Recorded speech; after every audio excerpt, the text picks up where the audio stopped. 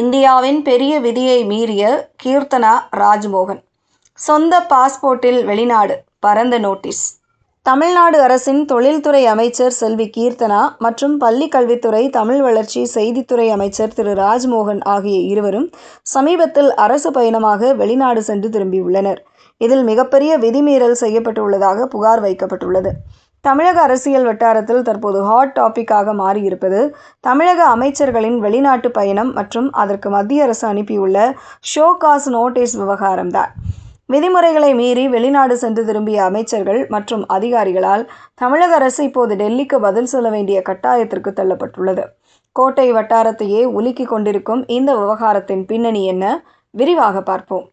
தமிழக அரசின் தொழில்துறை அமைச்சர் செல்வி கீர்த்தனா மற்றும் பள்ளிக்கல்வித்துறை, தமிழ் வளர்ச்சி, செய்தித்துறை அமைச்சர் திரு ராஜ்மோகன் ஆகிய இருவரும் சமீபத்தில் அரசு பயணமாக வெளிநாடுகளுக்கு சென்று திரும்பியுள்ளனர். இவர்களுடன் துறை சார்ந்த IAS அதிகாரிகள் மற்றும் அமைச்சர்களின் தனி உதவியாளர்களும் பெரும் பட்டாளமாக உடன் சென்றுள்ளனர். அரசு முறை பயணம், முதலீடுகளை ஈர்ப்பதற்கான பயணம் என பல காரணங்கள் சொல்லப்பட்டாலும் இந்த ஒட்டுமொத்த பயணமும் இப்போது ஒரு மிகப்பெரிய சட்ட சிக்கலில் வந்து முடிந்துள்ளது. பொதுவாக ஒரு மாநிலத்தின் அமைச்சர்களோ அல்லது உயர் அதிகாரிகளோ அரசு முறை பயணமாக வெளிநாடுகளுக்கு செல்லும் போது அதற்கு மத்திய வெளியுறவுத்துறை மற்றும் உள்துறை அமைச்சகத்தின் முறையான அனுமதியை பெற வேண்டும் என்பது கட்டாய விதியாகும். மேலும் இத்தகைய பயணங்களின் போது அவர்கள் டிப்ளமேட்டிக் பாஸ்போர்ட் மூலமாகவே பயணிக்க வேண்டும். ஆனால் இந்த விவகாரத்தில் அமைச்சர் கீர்த்தனா மற்றும் அமைச்சர் ராஜ்மோகன் ஆகிய இருவருமே மத்திய அரசின் எந்தவித முன் அனுமதியும் பெறவில்லை என கூறப்படுகிறது.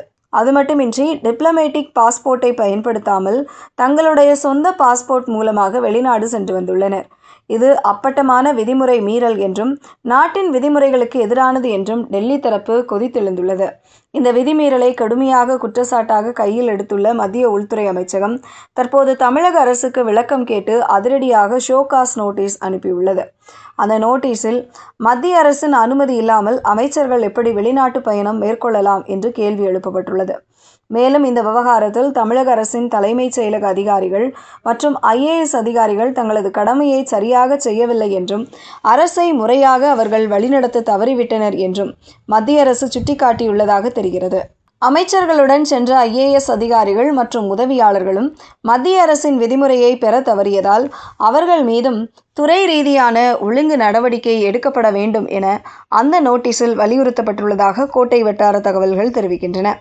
அரசியல்வாதிகளுக்கு விதிகள் தெரியாமல் போனாலும் நிர்வாகத்தை நடத்தும் IAS அதிகாரிகளாவது இதனை சுட்டிக்காட்டியிருக்க வேண்டாமா என்ற கேள்வி டெல்லியில் பலமாக எழுந்துள்ளது. மத்திய உள்துறை அமைச்சகத்திடமிருந்து வந்துள்ள இந்த அதிரடி நோட்டீஸால் தமிழக அரசுக்கு என்ன பதில் சொல்வது என்று தெரியாமல் தலைமைச் செயலக உயர் அதிகாரிகள் தற்போது திகைத்து போயுள்ளனர். அமைச்சர்களின் இந்த தன்னிச்சையான பயணத்திற்கு என்ன மாதிரியான விளக்கத்தை கொடுத்து தப்பிப்பது என்று தெரியாமல் அதிகாரிகள் மண்டையை உடைத்து கொண்டு தீவிர ஆலோசனையில் ஈடுபட்டு வருகின்றனர். இந்த விவகாரம் தமிழக அரசியலில் மேலும் புயலை கிளப்பும் என்றே எதிர்பார்க்கப்படுகிறது.